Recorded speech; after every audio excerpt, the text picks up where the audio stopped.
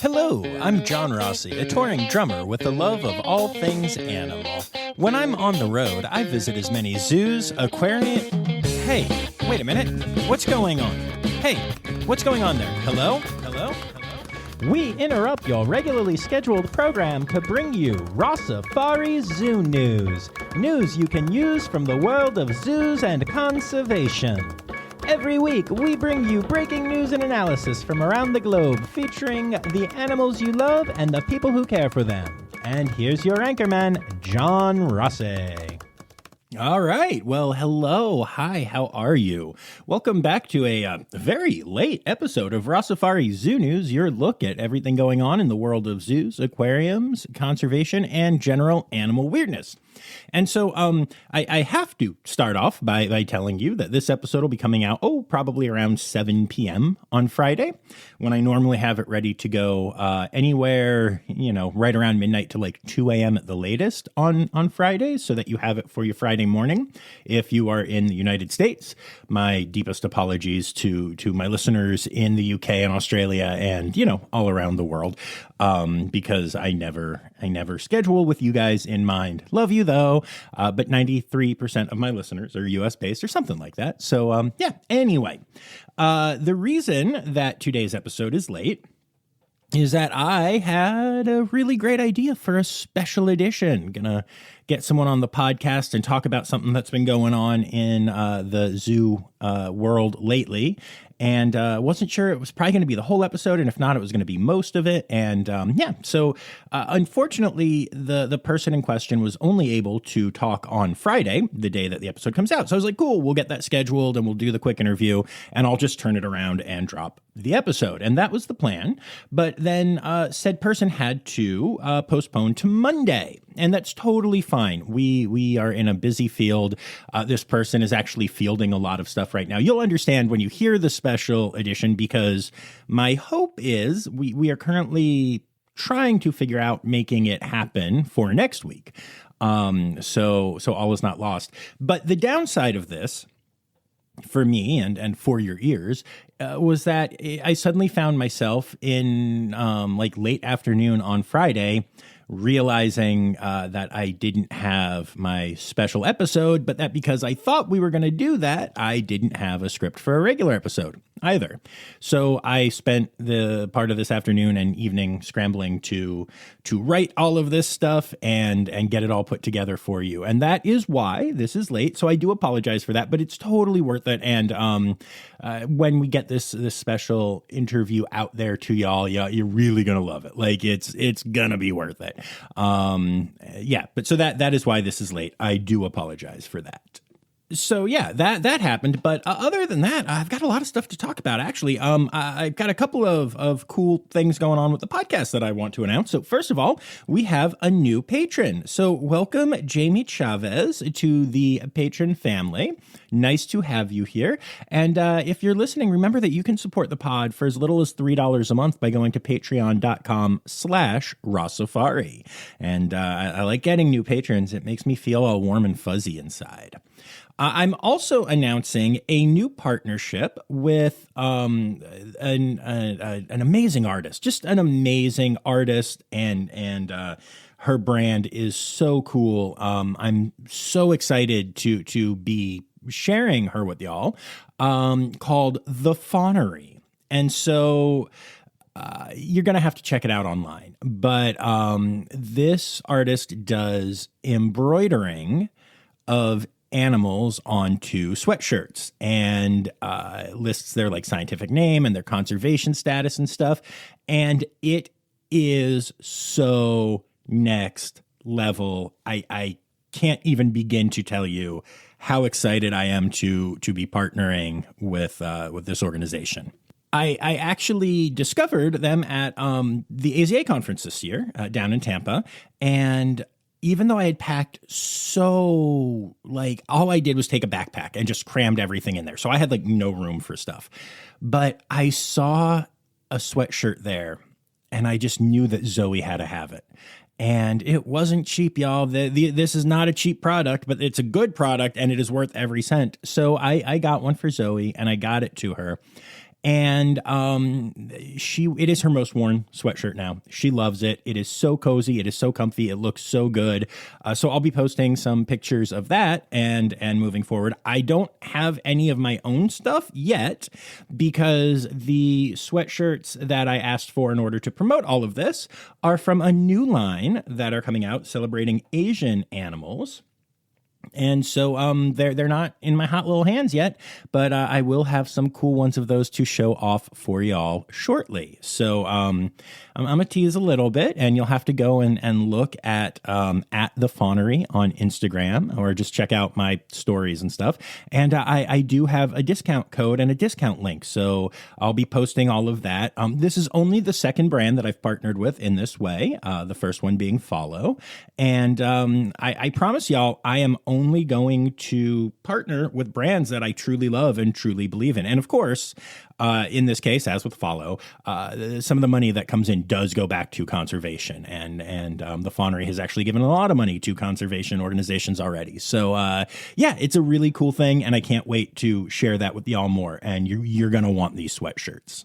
And then with all of that said, the only other thing I have to say is, there's a blizzard supposedly coming for most of the country this weekend. So please be safe, stay safe, keep your devices charged, make sure you have, water available, and if you have a generator or something like that, cool, all those things. And don't forget, you can binge Rossifari while you're sitting there being cold. We actually were supposed to get a blizzard this last weekend with anywhere from 20 to 40 inches, and we got 0. So I will hope that happens for most of you again this week, including us. We're supposed to get, I think, 15 to 18 inches in this one. So we'll see what happens. But yeah, so with all of that said, let's get to the stories, shall we?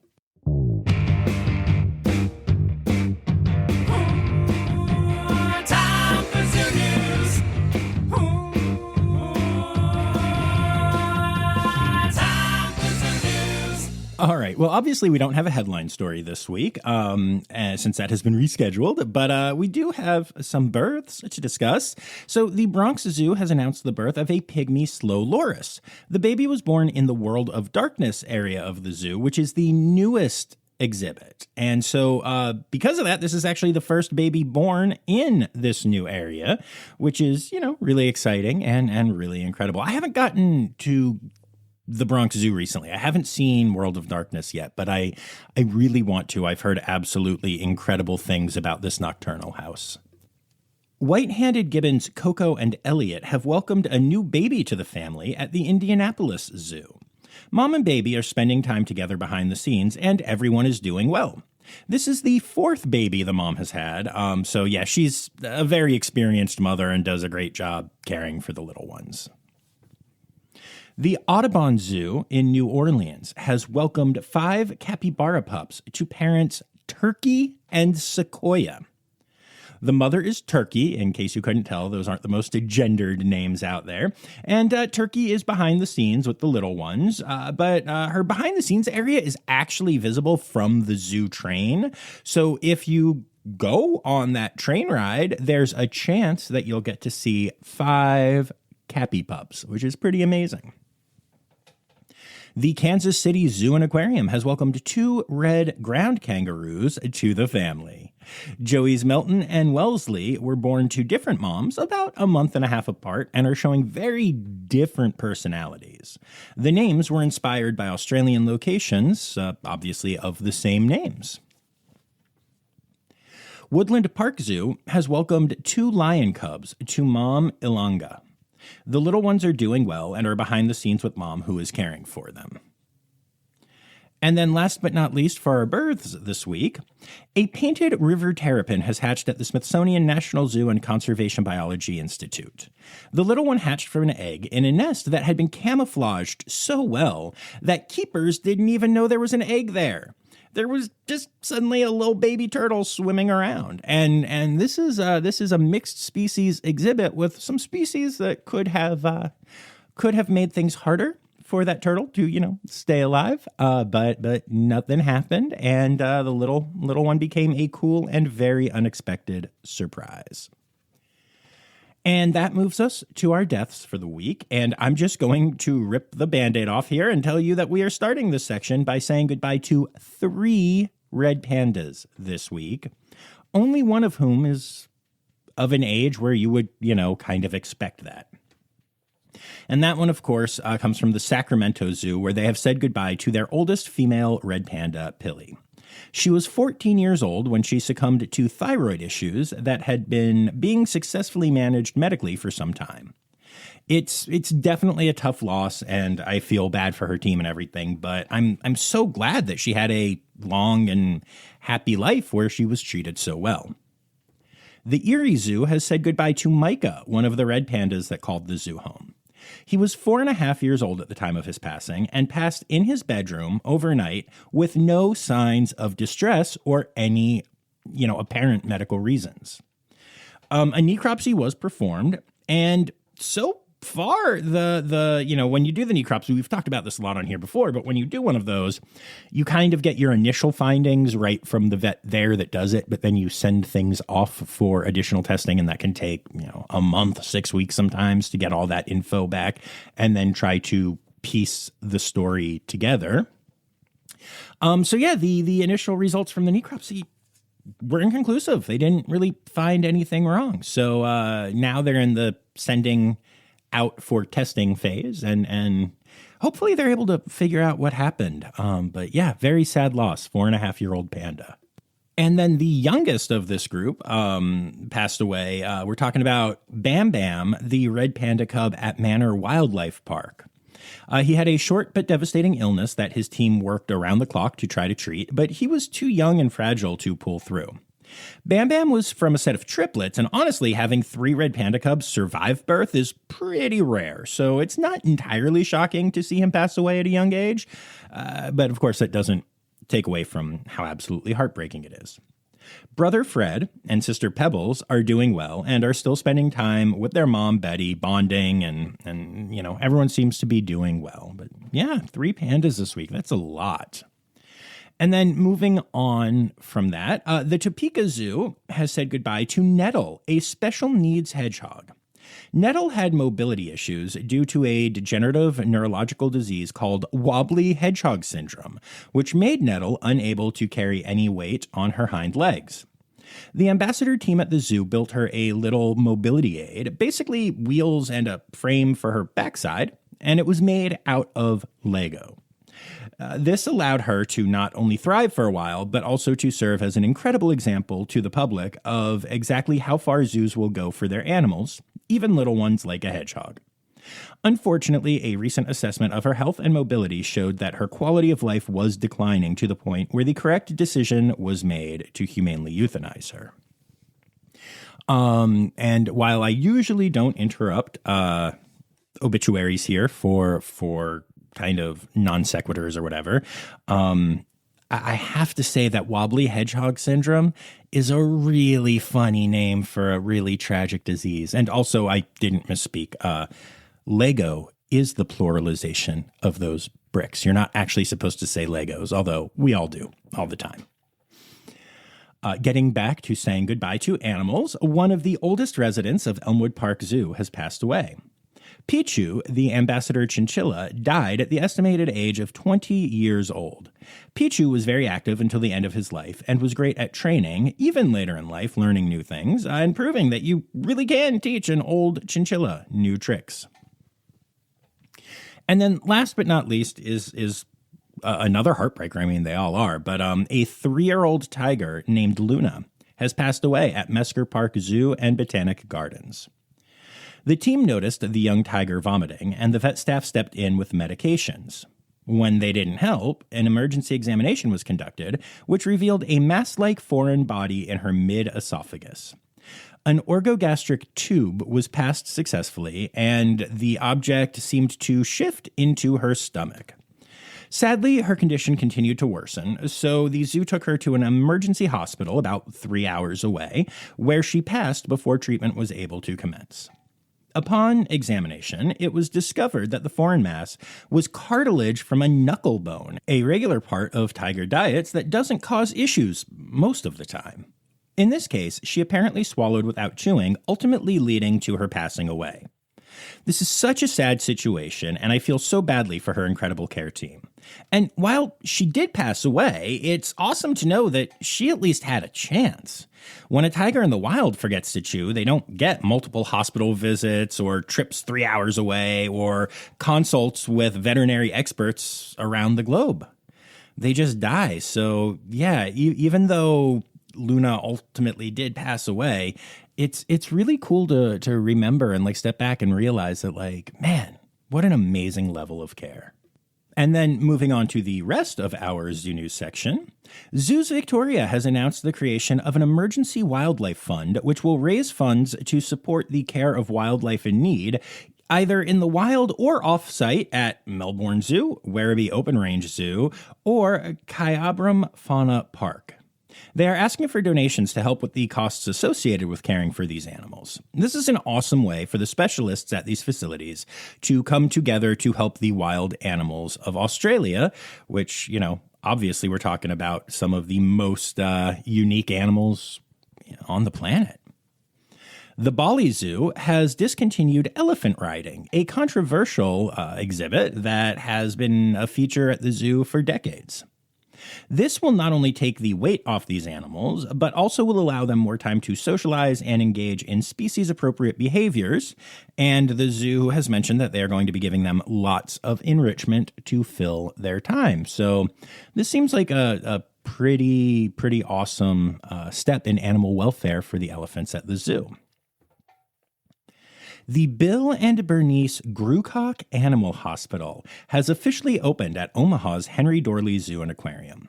It's a 32,000 square foot facility designed to give the animals at the zoo state-of-the-art veterinary care. I haven't seen it myself yet, but I've been told from multiple people on site that it is truly a beautiful building and that it is going to have an amazing impact on the already incredible care the animals receive at the zoo. Busch Gardens in Tampa Bay has announced that Kasiri, their southern white rhino, is pregnant, with the baby expected in 2027. Yep, white rhinos are pregnant anywhere from 16 to 18 months. That is a whole lot of pregnancy time, y'all. And then last but not least in this section, so last year we talked about how the capture of 2 wild manta rays for display at SeaWorld Abu Dhabi went poorly, with one of them dying, and with footage of the attempts going viral, in this case enraging not just the usual empty the tanks crowd, but also a lot of people who aren't really involved in that conversation, and honestly, a lot of zoo and aquarium supporters as well. I had a really tough time watching the footage myself. I think I specifically told y'all to not seek it out for your own mental health. And it turns out now that viral moment may have a impact in the real world. A bipartisan bill has been entered into the Florida legislature looking to ban the capture and transportation of endangered or threatened marine species from Florida for aquariums or other educational exhibitions. Known as the Marine At-Risk Native Endangered or Threatened Protection Act, which becomes the acronym the MANTA Protection Act, the bill proposes closing the loophole in the laws that already ban most of these types of captures, but has exceptions for educational purposes. So I'll be curious to see where this one goes. In general, more animals are captured from the ocean for aquariums, like from the wild, than zoos. Zoos, and again, we're talking, you guys know this, but we're talking good accredited zoos. We're talking especially AZA zoos. They're not pulling animals out of the wild with rare exceptions and for reasons, hopefully good reasons. That is not the case with aquariums as much, and I'll be curious to see if this law goes into effect, what impact it has, and then how much more awareness of that fact it raises. And that brings us to Stereotypical Animal Podcast Theme Song.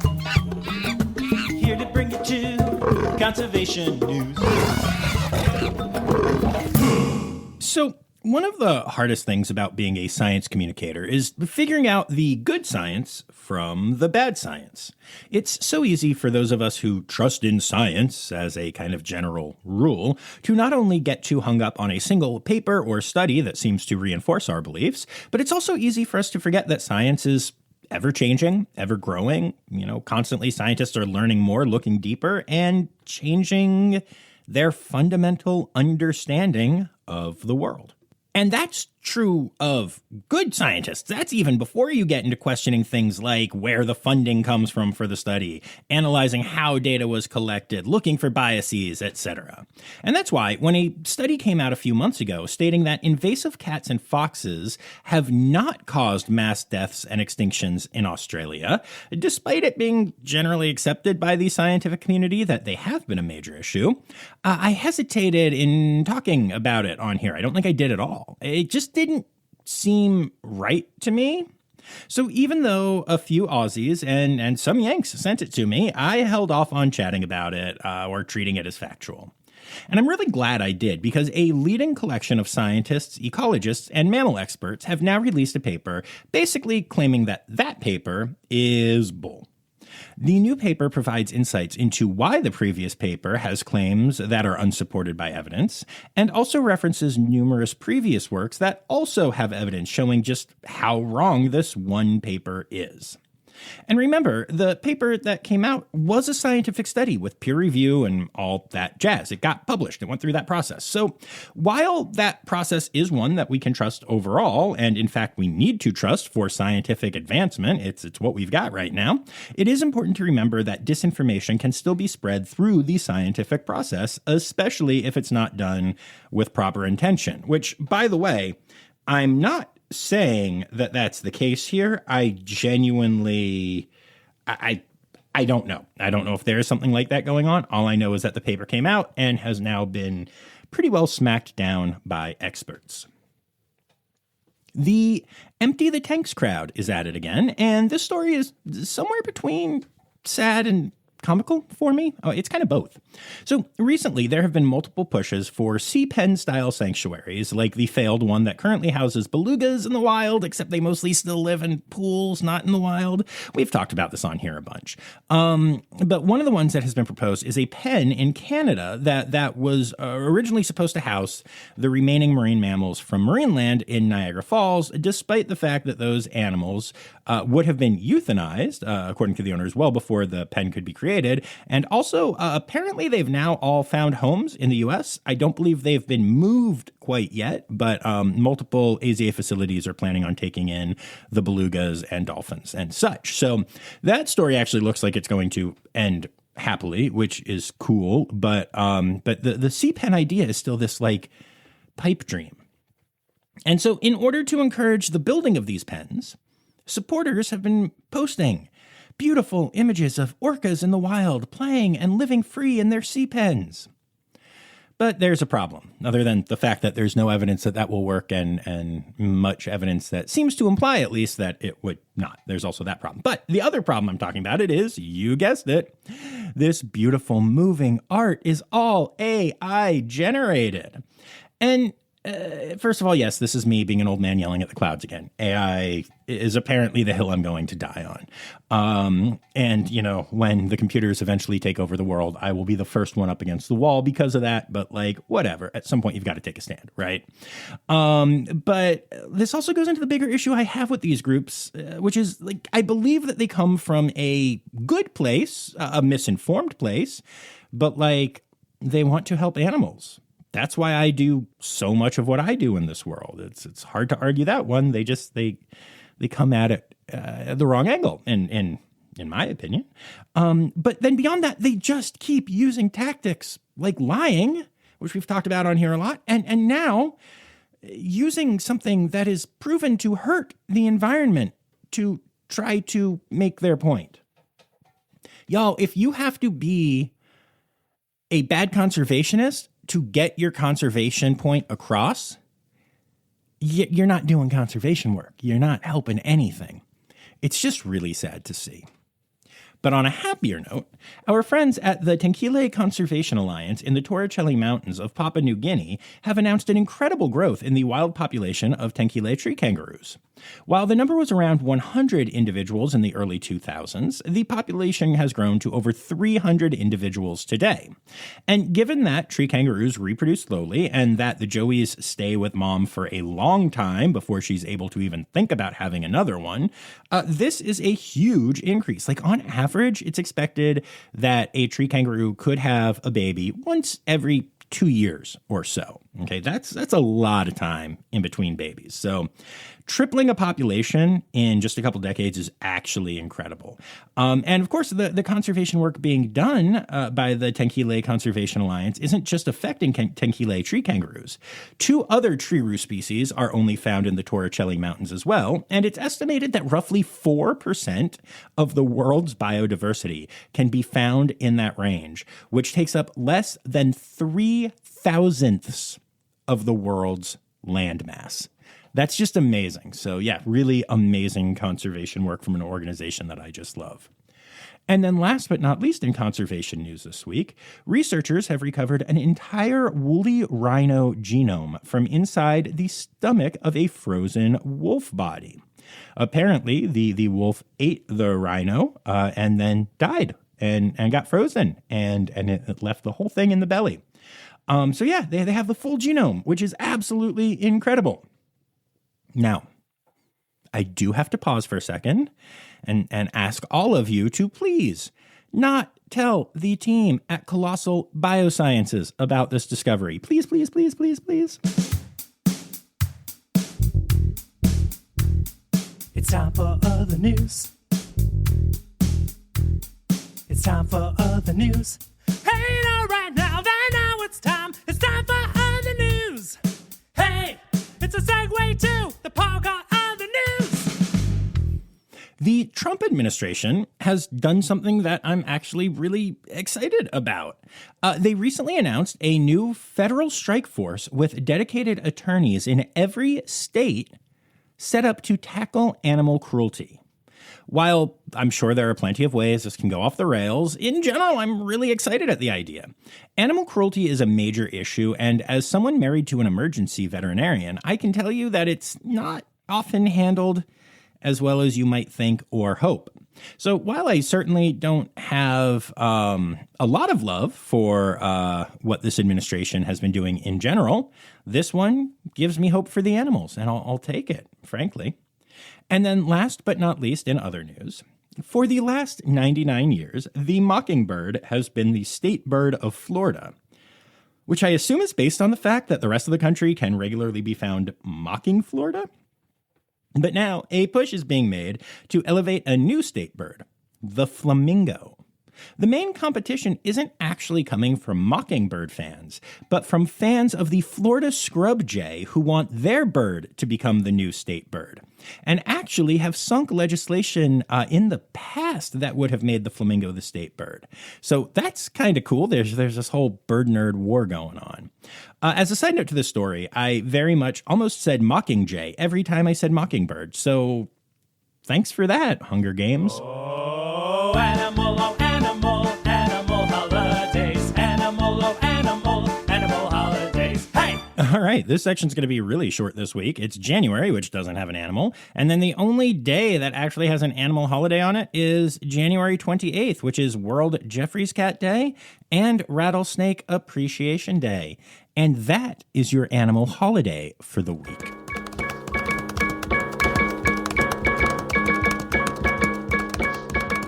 All right, well, there you have it, folks. Another episode of Rossifari Zoo News, better late than never, is in the books. I'd like to take a moment to say thank you to all of my patrons, especially my Red Panda level patrons, Dr. Laura Schenk, Dr. Stephen Williamson, Barbara Bennett, Jenny Owens, Melissa Reed, Carrie Kirkpatrick, John Lewis, who is also here for stickers, Kevin Williams, and Cormac McMuffin. Meow. I'd also like to say thank you to everyone who contributed stories this week, including Anya Keene, Colleen Linehan, Kim Cooley-Croninger, Carrie Kirkpatrick, Kevin Williams, Emily Rockbuck, Dr. Natalie Taco, Sam Evans, Amanda Berg, Dr. Laura Shank, Ren Owlmite, Jacob Zinn, Ali Malensky, Kay Malensky. The Malenskys. Kevin Williams, Holly Page, Jay Meredith, Nikki Morley, Dr. Zoe Rossi, Barbara Bennett, Ken Tryon, Ann Yoshioka, Marianne Rossi, Turan Hanton, April Taylor, Nancy Fetters, Stephen Williamson, Alexa Lopez, Alyssa Buchter, Colin Yates, Chelsea James, Rudy Lindmeyer, Jennifer Conti, Daniel Cohen, Kelly Palawi, Rowena White, Zach Poe, Jamie Chavez, Kristen Khalil, and Becca Robinson. Thank you all so much for contributing to this week's episode. We'll be back on Tuesday with a brand new interview episode, and hopefully Friday will be a special edition of Zoo News. But yeah, keep sending those stories in, because I'll get to them if it is, and if it's not, it would be helpful to have stories. So appreciate y'all for doing that. And until we're back on Tuesday, remember, friends, the words Newsy credits backwards are Steiderkies one. The Rossifari podcast is produced, hosted, and engineered by John Rossi. Editing and fact-checking by John and Dr. Zoe Rossi. Our theme song is Sevens by Nathan Burke, performed by Nathan and John. Interrupting John theme and additional voices by Taylor Isaac Gray. You can reach John directly on Instagram and Facebook at Rossifari, or by email at rossifaripod@gmail.com. Rossifari is part of the Daydreamer Media Network. Now, stop listening to me and go visit a zoo.